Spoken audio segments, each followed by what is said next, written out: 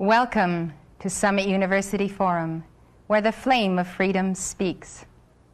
Today our guest is Tony Sutton, author, lecturer, and the one, if you'll remember, who exposed to the American people that conspiracy to supply the Soviet Union with technology and funds.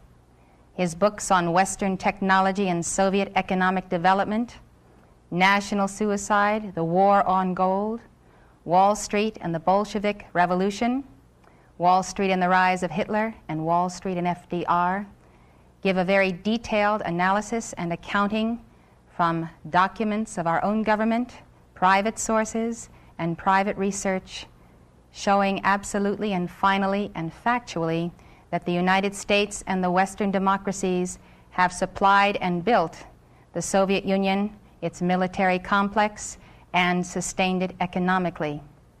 Today, our friend Tony is here with us, with Marie Steinman, teacher of 20th Century Studies at Montessori International High School. We're here to discuss what is going to be Tony's great work, his essays and research on the order. Tony, welcome to Summit University Forum. Today you are the flame of freedom that speaks. Please tell us about the order and how you came to discover it exists. Well, thank you. I'm very happy to be here. The order is truly a secret society. It was founded in the United States at Yale University in 1833. It has continued and exists down to the present day. Each year, the order takes in 15 men, senior students from Yale University. Never more than 15, only once has it been less than 15. In 1946, they took in, I think, 10 rather than 15 members. So what we have is a secret society which, over the last 150 years, has accumulated about 2,500 members, of whom perhaps 500 are alive today. Of this 500, perhaps 100 are actively in pursuit of the objectives of the order. It's not another college fraternal society. Yale University is the only university in the United States, or indeed the world, which has senior societies. These are societies where the 15 are selected in the junior year and actually are initiated at the beginning of the senior year. They stay on campus only 1 year as members. They are called knights. When they graduate, they leave the university, they go out into the world, then they're known as patriarchs. So at any one time, you only have 15 knights in existence, and for the rest of their lives, they're known as patriarchs. And they work during their lifetime, or a number do, towards the ends of the order. They are pretty much guaranteed success. Certainly they're guaranteed financial success. And in my reading of the material I have, I infer that so long as they go along with the purposes of the order, so long as they gear their careers and their lives towards certain ends, then they are guaranteed success. How did I come to this knowledge? Well, up to 6 months ago, I denied that there was a conspiracy, because, frankly, I couldn't prove one. I suspected a conspiracy, but I couldn't prove there was one until 6 months ago. Well, a little before 6 months ago, I received the catalog, which is the membership list of the society, all the way back to 1833, and I received some of their internal documents, enough for me to put together the way they correspond with each other, the operations within the order, to some extent their problems, and to some extent their objectives. Now, this is the book, An Introduction to the Order, by Antony C. Sutton. It has a skull and bones on the front and 322. The 322 is an identification. The order has a temple on the Yale campus. A temple? A temple, yes. It's a building maybe this 50, 60 feet by 40 feet, maybe 40 feet high. There's no windows, two big steel doors. We know what the temple looks like because back in 1880s, a number of Yale students became a little unhappy about what was going on inside this temple. When they went by it at midnight, sometimes they heard strange noises and all kinds of rumors on the Yale campus as to what this might be. There was a break-in. I call it a Yale gate. There was a break-in to the temple, and the students who broke in cataloged what they found, and they made a drawing, a design of the interior of the temple. And three of the rooms are numbered. One is 322, one is 323, and one is 324. 322 is also, I suspect, the chapter number. And also in correspondence between members, they conclude their correspondence where you and I would conclude yours truly or yours sincerely. They conclude yours in 322. Why 322? There are several theories for this. One is that the order originated with Demosthenes, the Greek, in 322 BC. That's one theory. Another one is that it stems from the founding date in the United States, which was 1832. So really we have the last two numbers, 32, the second chapter founded in 1832. We also know that so far as the order is concerned, we are presently in period 1. Period 1 began in 1801. I don't know when it ends. I don't know when period 3 will begin. Period 1 logically must be sometime before 1801. The skull and crossbones are prominent in their ceremonies, initiation ceremonies.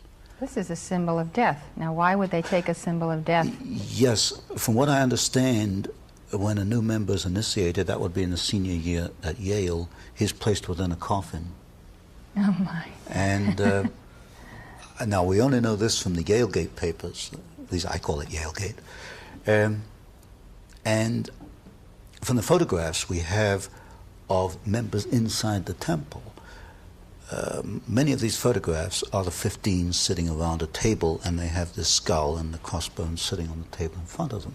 It is the symbol of death, and it has been called the Brotherhood of Death, and I think it probably more adequately should be called the Brotherhood of Death. Why? What do they do? Well, the way I've had to go about it is organizations like this don't print manifestos. They don't publish manifestos or operation schedules. So what I've had to do is look at the history, the biographies of the leading members of the order and reconstruct their career and see if there's a common pattern in their careers. While doing that, I came across some interesting documents. Some members apparently are not too happy once they become involved with this after 10 or 20 years. One member in particular left a memorandum. He wrote it in 1932. It was buried away in his papers. I don't think anybody found it before I did. And it was a 6-page memorandum on the order, naming some of the members, and said it was the most sordid thing that ever happened in the history of man.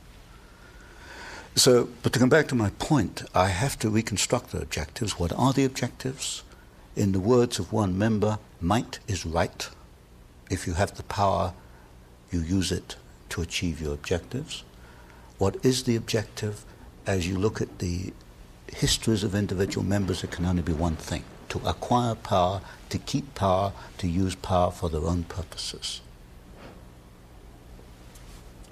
Tony, who are some of the key members of the order, and how were these people selected? They are selected by what they call the next previous class. In other words, if you were to be initiated this year, next year would be your first year as a patriarch. That year, that senior year, selects the next group from the junior class. Within the order, each group of 15 are known as clubs. I call them cells because they're very close to the Jacobin cell, the revolutionary cells, but internally they refer to them as clubs. Each club has an identifying number. For example, Averell Harriman is a very influential member of the order, the son of Edward Harriman, the railroad magnate. Harriman was initiated in 1913. His club number is D111. All the other 14 of D111 have died off. Averell Harriman is the only one left. To come to the other part of your question, who are some of the significant members? Today, two men stand out. One is Averell Harriman, who is I suppose, the chief financial angel of the Democratic Party. The other is Vice President George Herbert Walker Bush. The Bush family is quite prominent within the order. Now, if you go back in history a little, you'll find that George Bush's father, Prescott Sheldon Bush, was also a member of the order. He was a member of Brown Brothers Harriman, which is the Harriman Private Banking Company. So today you've got two men who are supposedly in politics in opposition, Bush and Harriman, actually the members of the same secret society. And Bush's father was not only a member, he was a partner in what was then Harriman and Company, which later became Brown Brothers Harriman. So behind the scenes, and this is something you don't see until you investigate it, people who appear to be in opposition politically or financially or industrially or in many ways are working together. Other members might be William Buckley. Now, William Buckley became a member in 1949, but the preceding class to that was Bush, 1948. So you get Bush was amongst the 15 who selected Buckley, and Buckley's club, that 15, was the 15 that selected, for example, one of the new members for 50 was the Reverend Sloane Coffin Jr. The Reverend Sloane Coffin Jr. at Yale was at the core of the anti-Vietnamese war disturbances on Yale campus. This is typical. You'll find that men in the same society will take opposite positions in public. So you've got William Buckley, whom I call a House conservative, as a member, but so is a man, for example, called Edwin Burt, who has a string of communist affiliations, which is about that long. And we'll get into this later. The method they use is that of the Hegelian dialectic. Thesis played against antithesis leads to a synthesis. In other words, for Hegel, for history to make progress, you have to have conflict. And when you look at the key people in the order, you will find that they generate conflict. So Bush and Harriman politically are conflicting. Coffin and Buckley, although part of the same order, are in public conflicting with one another because conflict leads to the new synthesis. Other prominent members, one of the most prominent was Howard William Taft, the only man to be both President and Chief Justice of the United States. The Taft family founded the order in the United States. There have been 8 members, 8 Taft family members within the order. Taft was probably the most prominent member around the turn of the century, 1910, 1920. Stimson, who was Secretary of War under Taft, then Secretary of State under Hoover, Secretary of War under Roosevelt. In other words, at that level, politics disappears, and people often wonder, why does a Democrat join a Republican administration? If you check back, you find often it's not as a member of the order. So key people would be people like Taft, Stimson, Archibald MacLeish, who wrote the Constitution for UNESCO, also Librarian of Congress, the Bush family, the Walker family, and above all today, if there's a godfather in the order, it's Averell Harriman.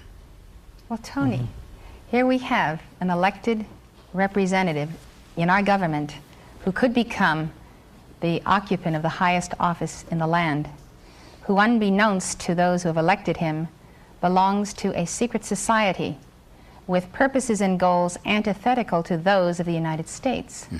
Now, exactly what causes does the order espouse, and why are these divergent to those of our founding fathers? Well, the causes one can only deduce at this point from the operations of these men as individuals and working together. They want to acquire power above all. Power Political to do what? power.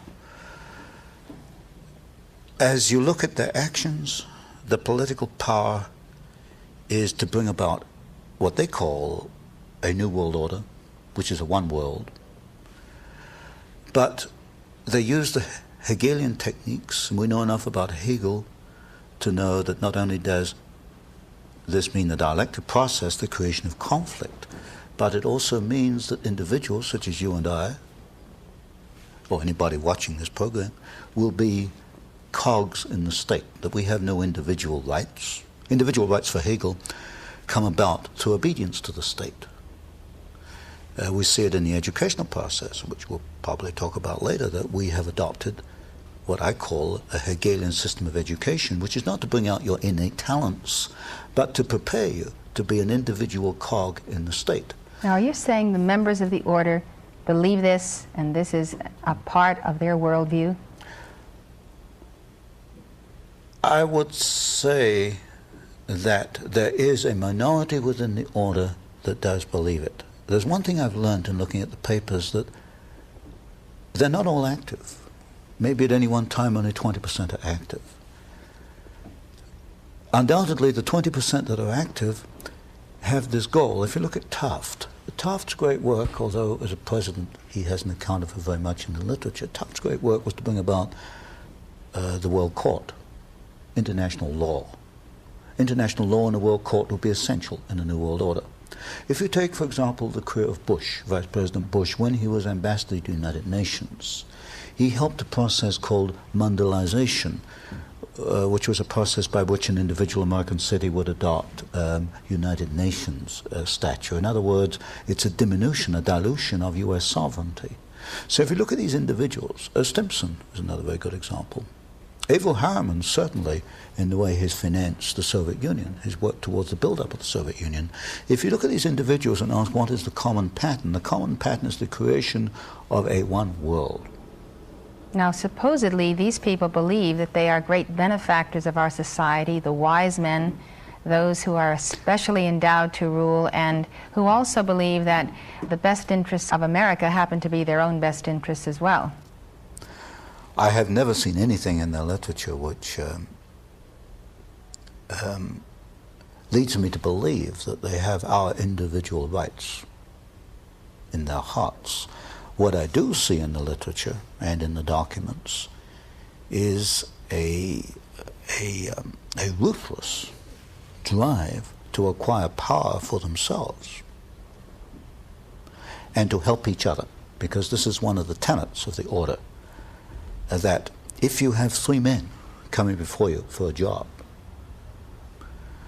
the preference absolutely goes to your brother in the order.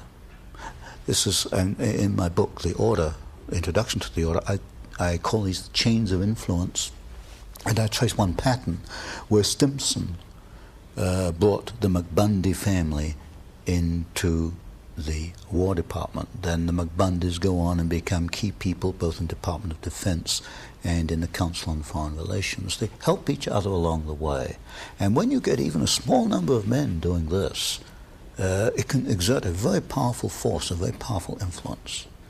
So the basic assumption is that because they know what is best for America, the way to preserve that is to amass power to see to it that the destiny they envision comes to pass. My assessment is they're not thinking what is best for America, they're thinking what is best for the order. What is best for the order comes first. Is what is best for America in their that eyes. order. Yes, in their eyes. And what's good for us has to be good for America, so we will remold America according to their pattern. That's right. Yes. But somehow there's a twinge of a sense that we are right and we know better than the common people, where we have a better sense of the way this nation should go, and this is the justification for the whole secrecy and the order, because we really are doing what is best for the country. It's very interesting you should say that, because amongst the documents I have some correspondence between members, and I have letters in which one member complains to another that along the lines that elitism is not accepted. It's an egalitarian society. They're complaining even on the Yale campus they're no longer accepted. In other words, they are worried. They're not recognized to be superior any longer. Yes, the people are beginning to criticize elites, that we don't accept elites as they perhaps were accepted at one time. And this is a definite worry within the order. It's not a monolithic situation where they hold all power. They have their worries, they have their concerns about us, that we won't accept them. And this comes out quite clearly in some of their literature. They are concerned that American society is no longer elitist, it is egalitarian. Well, they are realizing that the American people, being educated these 200 years, are beginning to discover that there are individuals who set themselves apart to rule and do not always do so in the best interests of the little people. Yes, and of course their concern is that this elitism is not accepted, that they have critics. Tony, people who have looked at the one world government have pointed to the Trilateral Commission and the Council on Foreign Relations and other organizations like this, but they've ignored the order. No one's really talked about it before you have. How has it remained secret for this long? It remains secret for 150 years because these people are under an oath not to talk about it. I understand that a member of the order may not remain in the room if it comes under discussion. Now, if I can elaborate on this a little bit, this poses a problem for Mr. Bush, because I write something called the Phoenix Letter, which is a monthly newsletter, and last November I began to open up. And a reader wrote to Mr. Bush and said, is what Mr. Sutton says, are you a member of this order? And the letter the reader got back was very interesting. It said, in effect, that the Vice President was not a member of a sordid secret society. That was not the question. The question was, are you a member of a secret society? The answer came back, he is not a member of a sordid secret society. Inserted the word, you see.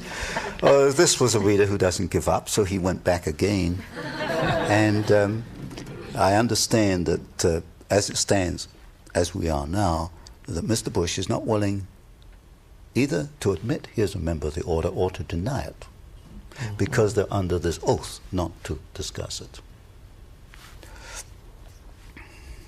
So when people look at the Council on Foreign Relations, in effect what they've been doing is looking at a kind of a veil which hides the order? Yes. The core, or my work, came about almost by accident. If someone had not donated to me the membership list, we wouldn't be here today. It's remained secret because nobody has done that. Everybody's been looking at the Council on Foreign Relations, the Trilateral Commission, the Bilderbergers. They are not truly conspiracies because the membership lists are open. The membership list of the order has not been open. So there's a distinction between the CFR and the Trilaterals and the order. CFR and Trilaterals are not conspiracies because they are not secret. Well, you know, Tony, they have very powerful men in both of these organizations, yes. David Rockefeller, David Packard, who I know you know well. How does the order direct or control people who have such wealth and such influence? It has members of the order in extraordinarily most of your key spots in the United States, in manufacturing, in business, in law, in finance, in banking, you name it, there's a member there. In many areas, it only needs one man on a committee to say no. For example, I've identified so far a dozen publishing houses with one member of the order on the board of directors. All that man has to do is say no, and the manuscript doesn't get published. So one way they influence is by one man's negative vote, often on a committee. If a man will persistently say no, he wins the day. Another way they do it is by social persuasion. It's the country club technique. You'll get two members who are thinking along the same lines. They'll meet David Rockefeller or the David Packards or whatever in the country club. They will both give him the same argument and put pressure on him. So you've got this social persuasion aspect. You can't document it, you can't identify it, but obviously it's at work here.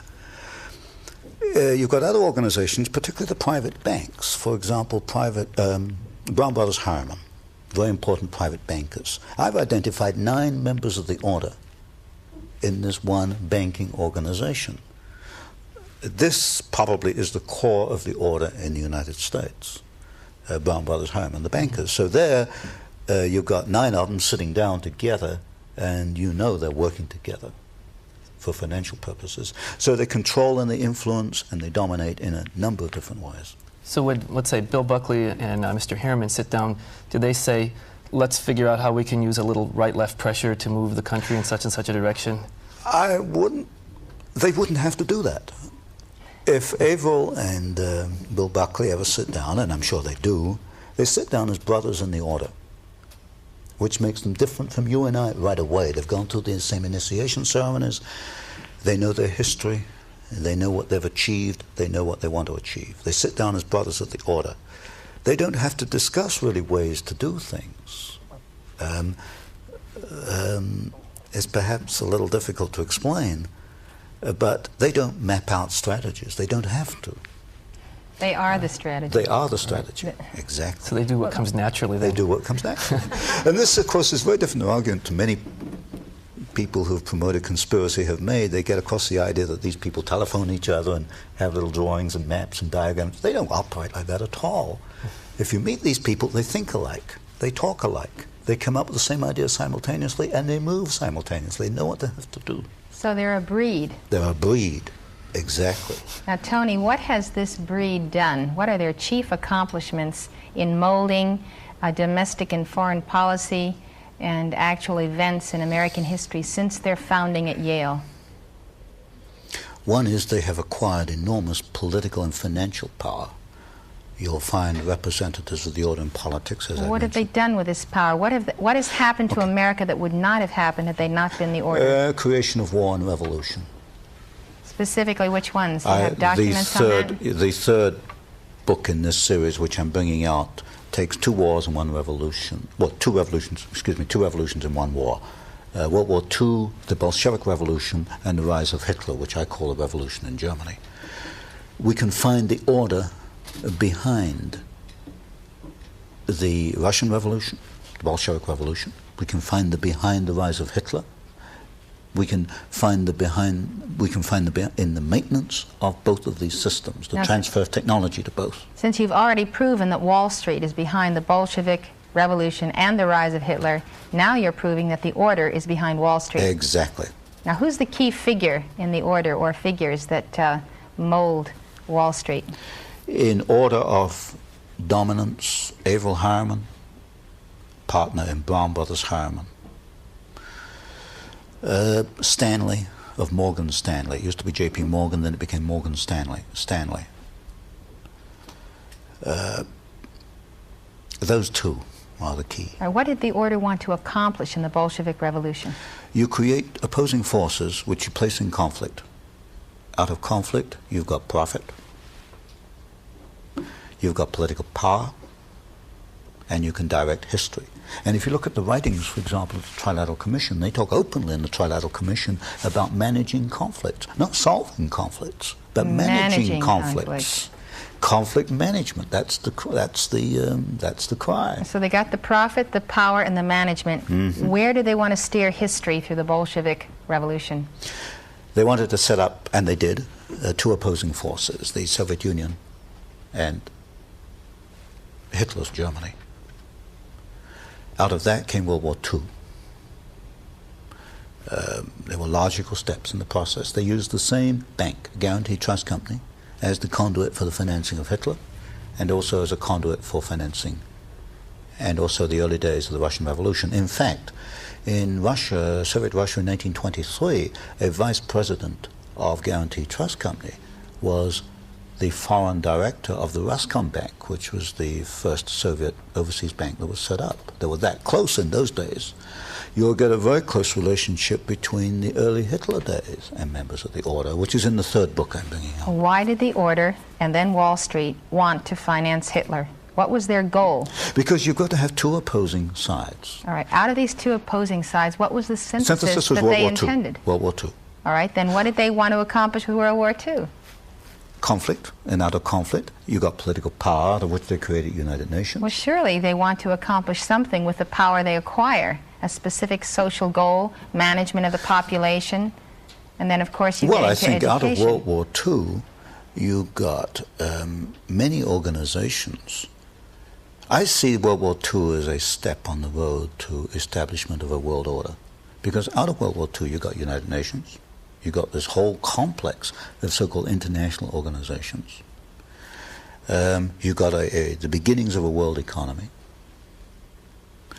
And you get, certainly in education and communications, the beginning of a world communications system. So World War II was a step in the road to a world society. But the old dialectic of Soviet Russia and Hitler's Germany wouldn't work any longer, because Hitler's Germany, of course, was no longer there after World War II, so they set up a new dialectic. In the 50s and the 60s, it was the United States and the Soviet Union. That became a little dangerous, and they recognized it by the early 70s. So the new dialectic, which you will see in the 80s and the 90s, is the Soviet Union on the one hand, and of course, Communist China on the other. Out of this, notice they're transferring military technology to both. And by 1990, or the year 2000, you will get Soviet Union and Communist China in a conflict mode. And out of that conflict, they can take us another step towards world order. When you have world order, then the order has world power. Exactly. And since, as you say, the state is a myth, the power really is in the hands of the order. Exactly. So the goal is power. The goal is power from beginning to end. Stay in control to be sure the masses of the people don't rise up and begin to determine their own fate and destiny. And the way they achieve power is absolutely immoral. As one member said, this was Sumner, said, might is right, which was Hitler's argument. Might is right. If you have the power, you have the right to use it. It goes back to Hegel. As the inversion of Camelot. Mm-hmm. Exactly. Why don't you tell us exactly how they've moved in for control of the common people through the control of education? Do you want to tell us about that triumvirate of Dwight and White and Gilman? Well, there were three men back in the 19th century, three members of the order, whom I identified as being at the very beginning of our modern educational system. One was Gilman, he was the key man. Another was Dwight, who later became president of Yale University, and the other is White, who became president of Cornell University. The key man is Gilman. Gilman was a member of the order. In 1856, he established the Russell Trust. Within the order, they call it the RTA in their correspondence. RTA, for short, was the legal entity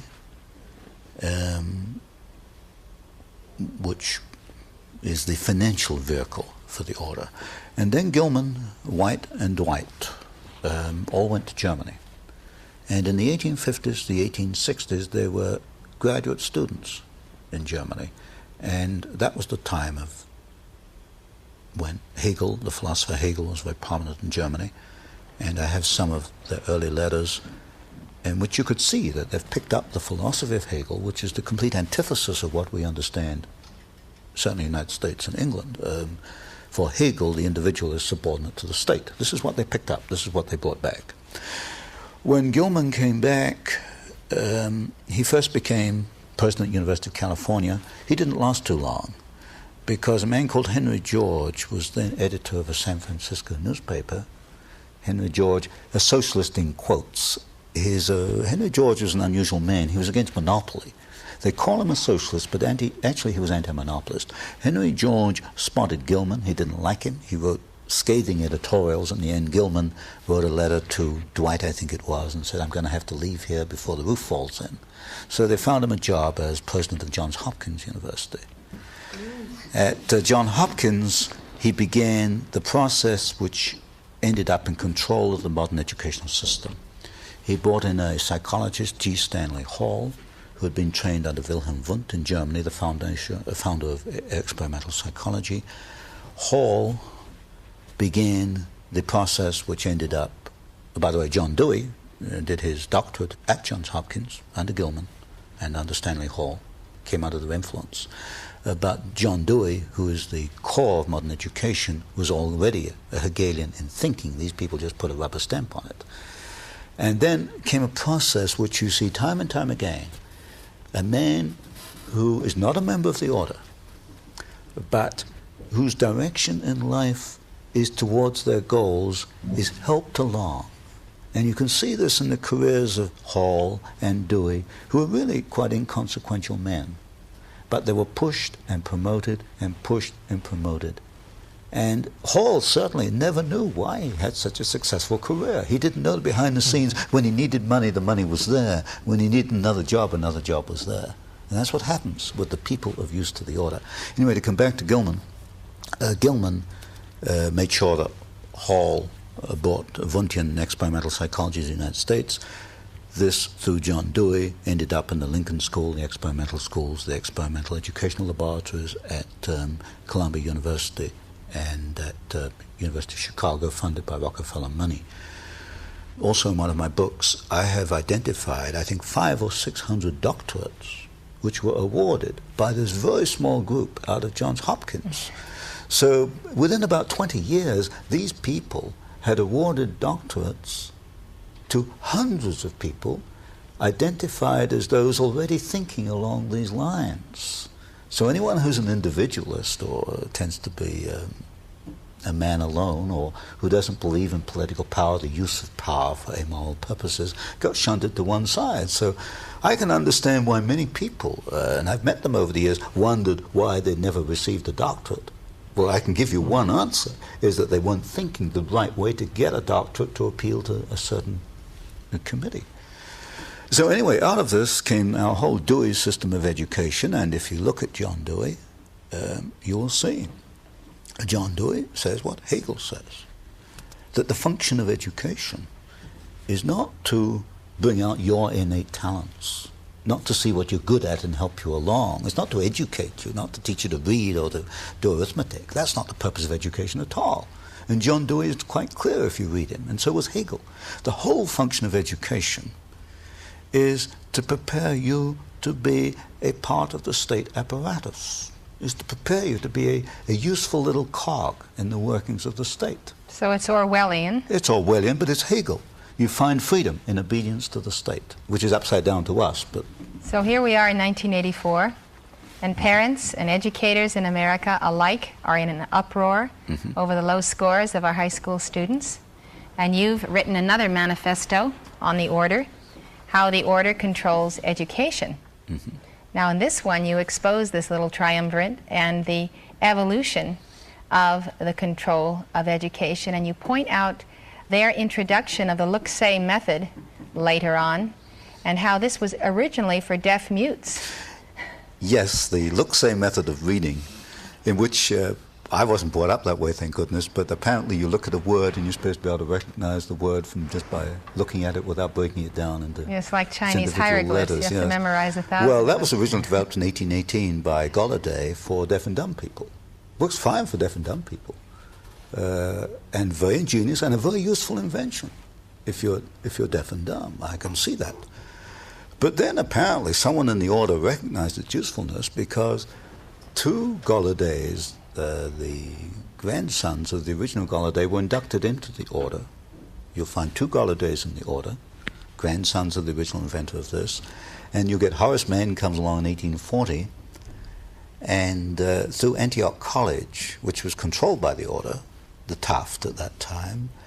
This is how I say people who are not in the order but are useful to it get pushed along. Horace Mann was useful to the order, was brought into Antioch and pushed along in his career. Listen, Horace Mann picked up look-say, and look-say came through John Dewey, and that's what we have today. You wonder why the kids can't read. Of course they can't read. I have to laugh, Tony, because I went to Antioch. Oh, excuse me. Well, you know about the trustees with Taft. Oh, I know a lot about Antioch, and I know how it felt to be there. But well, I didn't know. It prides itself in being very liberal, very free, and very individualistic. Well, liberal in quotes, because if you look at these systems, they are anti-liberal in the sense that I understand it 100 years ago. They're not liberal in the sense of freedom. But I certainly didn't know you at Antioch, so you're in the right position to challenge anything I say. I don't have any defense of Antioch. You know, I learned a lot there about a lot of things, but I smile about it because Horace Mann is certainly a very important figure in their history. Okay. What I think is amusing about this look-say method is that it is used to keep people deaf and mute today. Yes. Who were not born that way, yes. but were made. Yes. I've been horrified. You know, I used to teach University of California, I was horrified at graduate students who couldn't spell or write a simple sentence. I don't know how they ever got there. I mean, they were bright kids. Well, the worst thing Good about kids. young people who can't really read and write well is that they sense themselves inferior, are intimidated, and do not seek jobs that require good communication and articulation, and that is exactly what the order wants to do. Exactly. Is to keep the bright people that come up out of the middle class from assuming those positions. Exactly. Now, I'd like you to go on and tell us what you think is the next most devastating accomplishment of the order in education as you've exposed it in your book. I think it was to bring the experimental psychology of Wundt in Germany.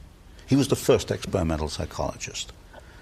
And his idea was that we're all the subjects of stimuli. You know, we get hit on the head, so we take moves not to get hit on the head again.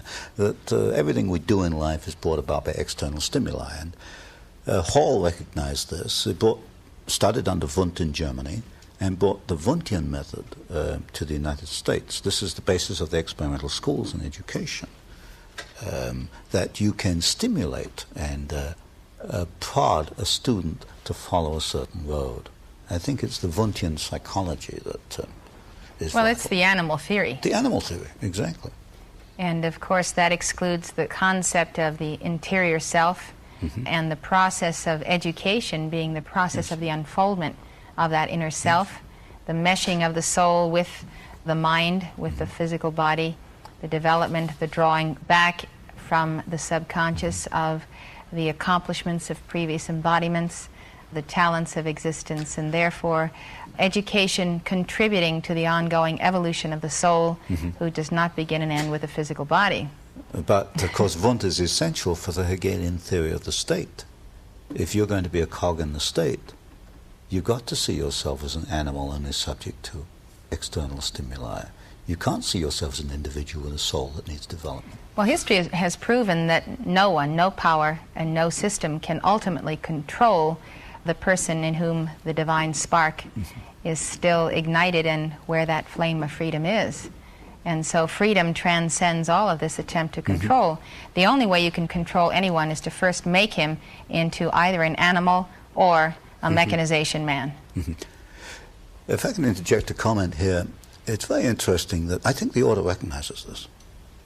Within their correspondence, I pick up complaints. The people are not responding as they expect to be. They expect them to respond. They're too individualistic, and they're worried. They are definitely worried. In fact, I have one letter from one member to another in which he tells his friend to not give up. Don't give up. And here we've got all people in the, in the outside free world, as I call it, who are worried that they're going to take us over. Look, they're the ones that are worried, not us. We shouldn't them, right? Well, there's only a few of them. There's 200 million of us in the United States. There's only 500 of them or so right around today. I mean, we can remove them if we had the power. Well, we do have the power. Oh, at some point, yes, when people know. People have the power when they know they have it. Yes, exactly. And this is why you have to keep these things secret. I mean, once they become open, the power to a great extent is gone. But the point I want to make is they are worried. They're worried because people don't accept what they want. Tony, speaking of education, what are the controls, let's say, at Oxford and admissions to other major schools in this country and at the high school level, and how do they really control higher education worldwide? Oxford is a very important link in a world pattern. Carol Quigley, who wrote Tragedy and Hope, used to be professor of international relations at Georgetown University, identified the British equivalent to the order, as known as the group. The group stems from Oxford University. And so what there is in England is a rather similar order, which has liaison with the order in the United States. That stems from Oxford. How they control admissions, I don't think they control admissions that closely. I don't think that's the problem. I think the problem is twofold. One, at the doctorate level. You're not going to get a doctorate in any Western university if you argue against or produce evidence against the major direction of the order. Is that really true? I think that is true. In any major Western university? Any major Western university. Today? Yes. This is another story, but I've been quite surprised at the links, for example, between British universities and American universities at that level. Secondly, in the development of a career, you're not going to be hired in certain areas if you have strong views which are against the requirements of the order. For example, you're not going to become a commentator on CBC if you're an outright exponent of individual rights. Now, I'm not saying that none of the existing commentators are members of the order, let me put it that way, but directors of the networks are. But one cannot say that any present commentator on television is an outright exponent of individual freedom. They're all tinged in a little way with this collectivist aspect. In publishing, you're not going, or as an author, you're certainly not going to make strong headway. I've identified so far a dozen publishing firms with members of the order, and it only takes one to turn down a book. So this is the problem you get. It's not at the acceptance level of the university, but when you get to the doctorate level or when you begin to develop your career. So my suggestion would be, if in your career you run into roadblocks, and if you're in a career that might possibly have some usefulness to the order, you better look at your own philosophy and see if it is collectivist enough or not. And if you want to make some headway in this world, you better become a collectivist. Of course, you might lose your own integrity along the way, but that's your decision and not mine. Tony, the president had a task force on education, and they said that education had really declined, and it's really not important to look at the causes, it's important to look at the cures. We have to go ahead and improve education. Well, I've got a simple answer to that. The report was useless, because what did it do? It just provided more money to do what has been done before. That was the same thing they did in the 50s. Remember when Sputnik went up in 1957? Oh, we got a tremendous problem in mathematics and science. They poured billions into education. It didn't change the fundamental bases, which is to train you to be a cog in the state machine. So my solution would be quite a simple one. I just halve the funding. Halve the funding. Halve the funding, and if they didn't get their act together, to put it bluntly, and get a freedom, an educational system which would bring out innate talents, I'd halve it again. And just keep halving it until the educational people understood. The function of education is to develop the individual, not to develop a state machine. Now, they said that Japan and European nations, and perhaps even second world nations, were going to start to catch up and exceed the United States because of our failure of education. Now they're funding it, they're going to give it more money. Are you suggesting that that's an objective, to have the United States continue to decline in education so that other nations catch up? Or is that sort of an unfortunate consequence? I would put it a little more broadly than that. There seems to be a pattern to have the general United States standard of living decline. And not only education, but in order to raise the rest of the world to the American standard of living, they're going to allow the American standard of living or force it down, because the system here over 200 years has been too successful. And of course you can't take our successful system and apply it to underdeveloped countries, because after all, what was the success based on? Individual initiative.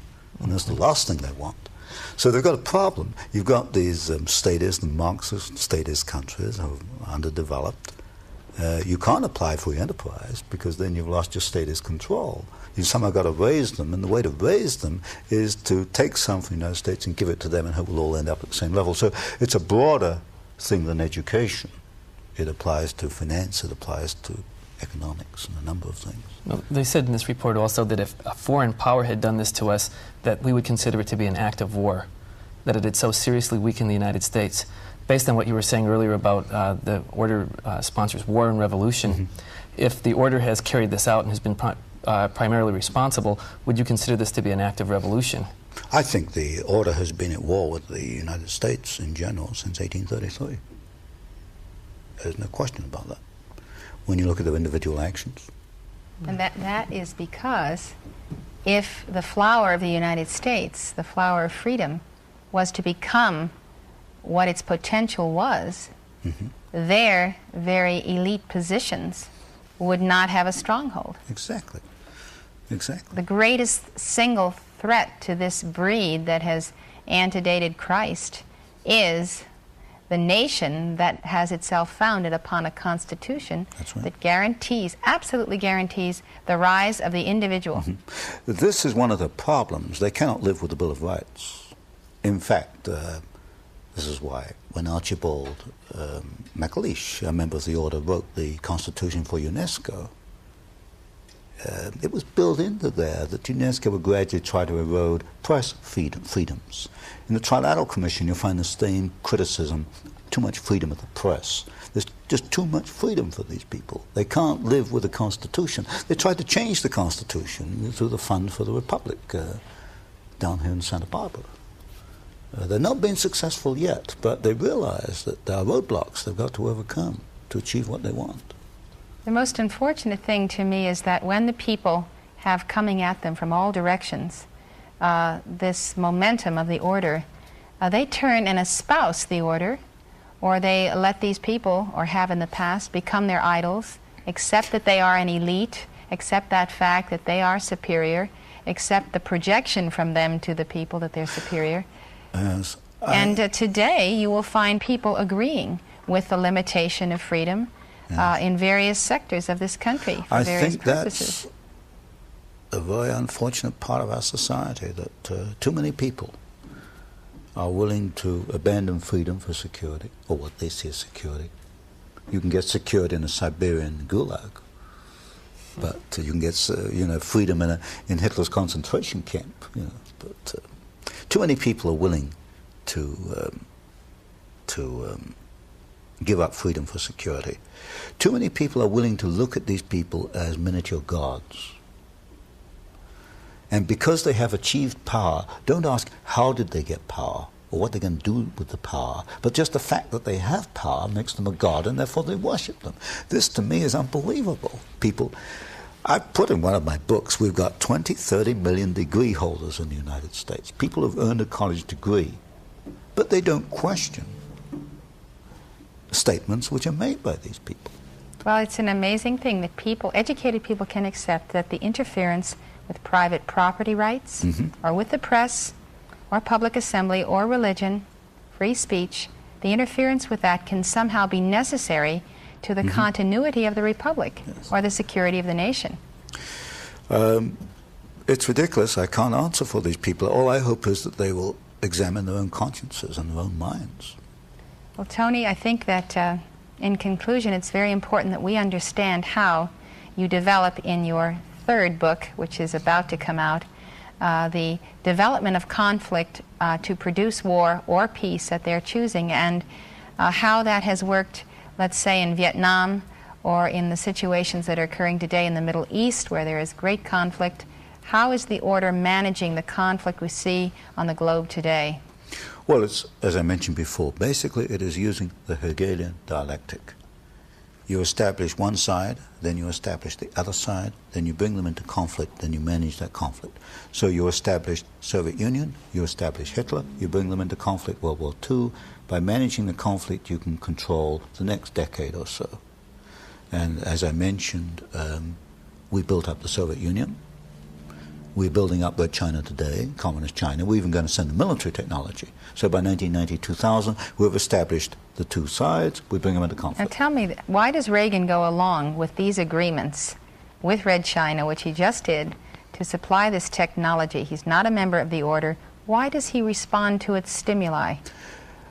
Because you've got a group within the administration who are members, who are connected with the order. When you get a group of quite capable men working together, they can wear down opposition, they can erode opposition, because they're all kind of marching in step. If you get 3 men marching in step, they can do more than 20 men marching to their own step. Do I make my point here?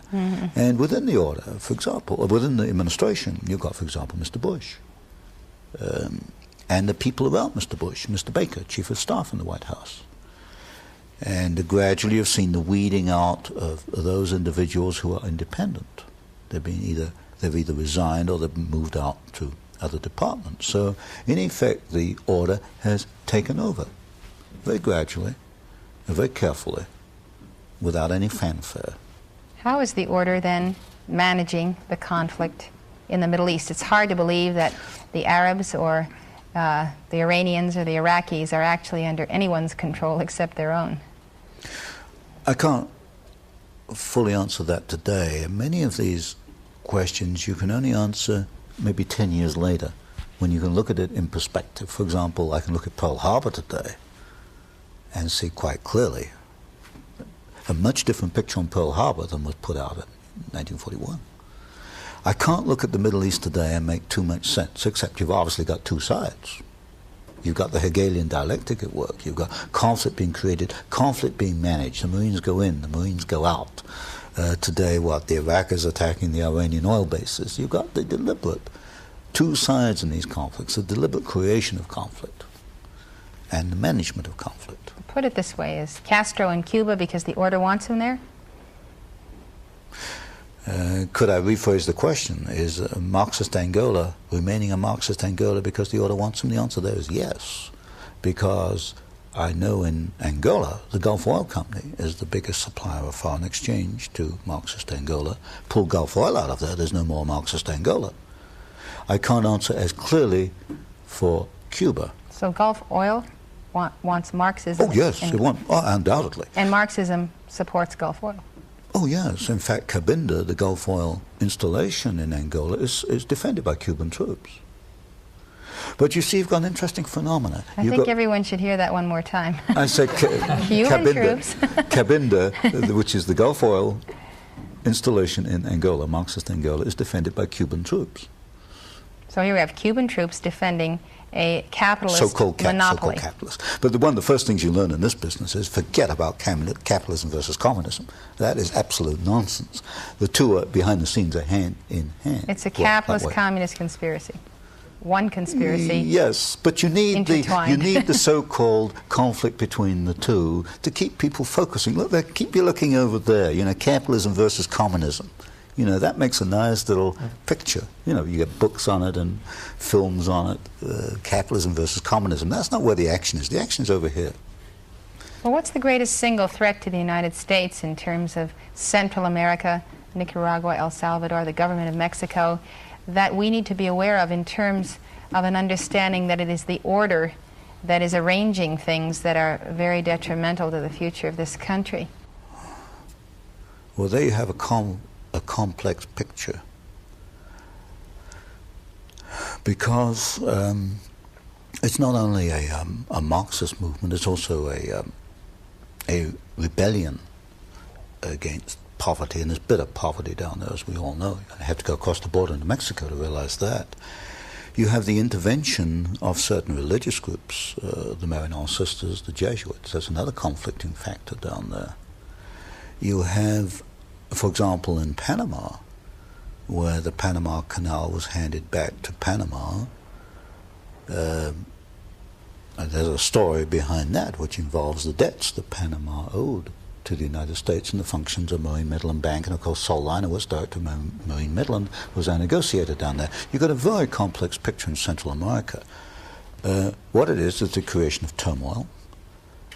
Out of it, we will either get bogged down in another war, or we'll get a series of Marxist states. But what we're heading into, I think, is an era where the order is willing to back some Marxist states, but not others. It will back Marxist Angola. It tried to back Nicaragua for a while. It would not back Grenada. In other words, we're getting to a situation where there are good and bad Marxists. So, in other words, the order made it possible for us to go into Grenada. Oh, yes. If they were backing the Soviets there, we couldn't have gone in. Yes, because they were bad Marxists. Bad in quotes. They were bad Marxists. But you see, all this helps create conflict, helps perpetuate conflict. We never discuss what to me is elementary. All right, if these people are causing all the trouble in the world, we're not going to help them. We just cut off trade, we cut off technology, we cut off finance. Because the two key elements used to control these countries is debt and technology. So we'll cut off finance, we'll cut off technology. Marxism can't survive a decade without Western finance and Western technology. It'll crumble. But we won't do that. Why won't we do it? The only answer is we have to keep these systems going to create conflict. So we mourn the shedding of blood of our Marines and their deaths when we ourselves are giving our blood and sweat every day of our lives to feed this international system. International conflict system. What do you think is the most important statement that you would like to give to the American people regarding the challenge they face in the order? I think the challenge that they face affects not only their lives, but those of their children and their grandchildren. What can they do? I think first is understand what it's all about, to listen and to learn more.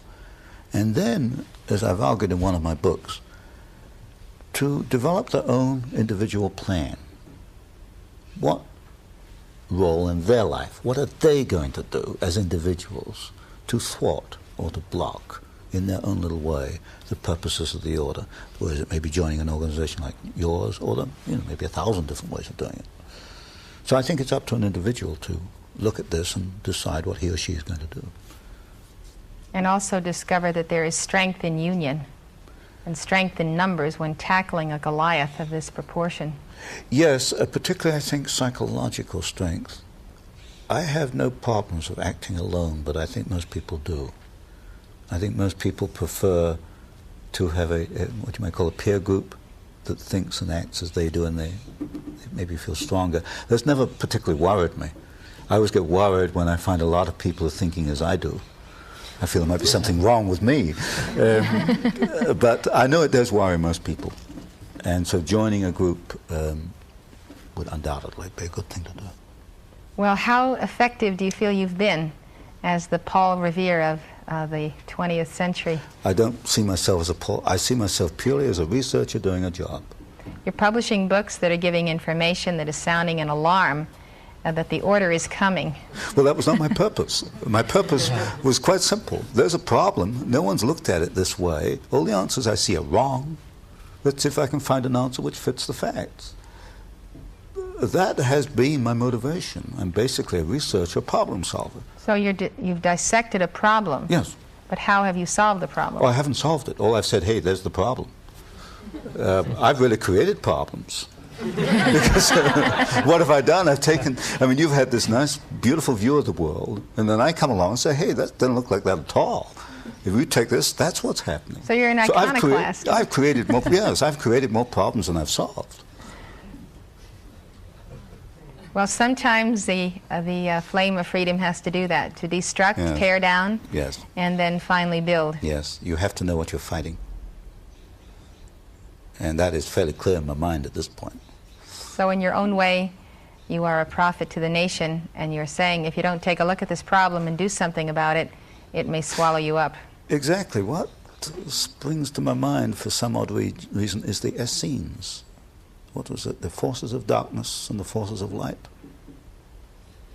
That's the root of the problem. Well, Zarathustra defined it in the same way. Forces of good and evil. Yes, that's what it comes down to. These people are evil, there's no question about that. None. I was interested, when you were talking about the conflict back in World War II, I wanted to know what assurances they had that Hitler would attack Stalin, since they had signed a non-aggression pact, and therefore, what assurances do they have that China and the Soviet Union will become embroiled yes. in a conflict? Because, at least in the Soviet Union, and I assume so also in China, they study history. When they financed Hitler, one of the discussions was, what does this man, Hitler they called him at that time, what does this man Hitler want? What will he do? And because there was some discussion about whether they should back the communists in Germany. And then the agreement was to back the National Socialists because they could be manipulated into a war of revenge. At first the target was France, and then later it became the Soviet Union. They have no guarantee. They can make mistakes, and they've made many mistakes. There's no guarantee that you'll get conflict in 1990, 2000 between China and Russia.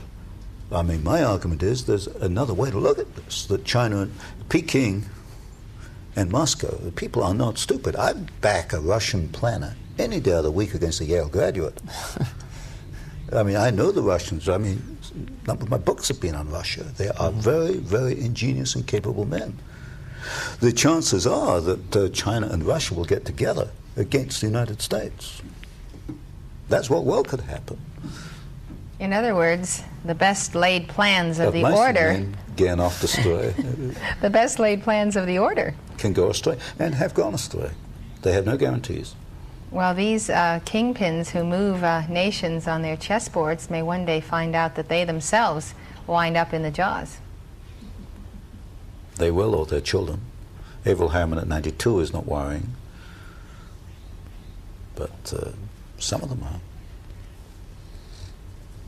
Well, it seems to be the perpetual fate of the sorcerer's apprentice. They're creating a monster, and China, I don't know. I don't think they realize it.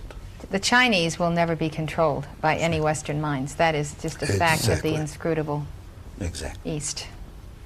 Given power, they are probably the most clever of people on the planet. They only lack one thing, is power. And we are now giving it to them. Financing and technology. I would agree with that. I think our plan, their plans, not ours, their plans could go astray very easily. Sure, because it's in the Soviets' interest and in Peking's interest to play the other two powers off against each other. That's right. So why should the order's plan succeed? Sure. That's right. Especially since, Antony, by that time, the Chinese and the Russians will know all about the order thanks to your books, and they will not be about to allow Wall Street or the power behind Wall Street to determine their fate. I think they are aware of the power of the order. Who went to visit Andropov? It was Bush. It was Harriman. The U.S. ambassador never had a private audience with Andropov. They are aware. The thing is, how are they going to play on the awareness of the world public? Now this has become public. How are they going to use that? How can they manipulate that? And I think they could. Well, their game is to tell us they're going to deliver us from our overlords. Exactly. From so our we gods. better do it ourselves first before they do it for us, because otherwise we'd be replacing one monster with another one. Well, we have to identify ourselves as Americans and realize that they're enemies of the people, both within and without this nation. I think that some of our people tend to consider those who are the betrayers of America as Americans, and therefore to be anti-American. They don't think of themselves as Americans. No, but our people, the common people think that the members of the order in this country or the power elite are Americans, and then they tend to become anti-American or anti-the elite. That's a great mistake, It because is. they may historically have come from the Pilgrim Fathers, but they gave up being Americans 50, 60, 70 years ago. Maybe they never were. Well, maybe they never were. That's another story. Maybe they never were. Tony, does the order have a vested interest in the nuclear hysteria? And are they... Oh, yes. They were there right from the start. The Manhattan Project, which was the United States project to develop the atom bomb. Stimson, a member of the order, was Secretary of Defense. His two assistants in charge of Manhattan Project were Harrison and McBundy. 3 members of the order started up the atomic project. When it came to target selection for dropping the bombs on Hiroshima and Nagasaki in Japan, the order came along and wiped out certain targets. They didn't want, for example, Kyoto bombed. They've been there right from the start. And of course, to bring your question up to date, it's very useful as a means of creating a fear in people.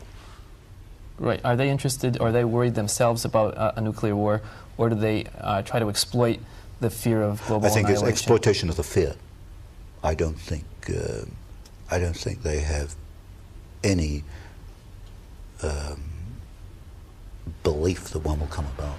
Well, what do they look upon their Soviet counterparts who are building underground bunkers, civil defense? Do they think this is a waste of time and money? Or? Of course, you've got to look at it from the Soviet viewpoint. Why are the Soviets doing this? It's because they truly fear these people. You know, I'm about as anti-Soviet as you can get, but I'm not going to say that everything the Soviets think and do has no foundation. I think the Soviets really do believe that these people are a threat. That the order is a threat? A threat to whom? to their order. As a matter of fact, they have an order too. It's called the Brotherhood. It's called the Brotherhood. Yes, they have an order too within the Kremlin. That's why Chernyenko got the job and not a much younger man. He's the last of the old members of the order. So you've got the Oxford situation, the group in England. You've got the order in the Soviet Union. You've got an order here. Anywhere else? Not that I found so far. I'm interested what's behind all this. Because if you get, say, 500 members of the order today in the United States, there must be a smaller group. 500 don't get together and decide things. There must be a small inner group. I identify Averell Harriman undoubtedly as being the godfather, the chairman, but the others must be a dozen. Who's the heir apparent to Averell Harriman? I would say Bush. My guess is Bush. My guess. But I don't know. And would you say that President Reagan does not know this? He does now. But he didn't 2 months ago. How do you know that he knows? Well, because I understand my newsletter goes to the White House, so I guess somebody told him. I know they told Mr. Bush.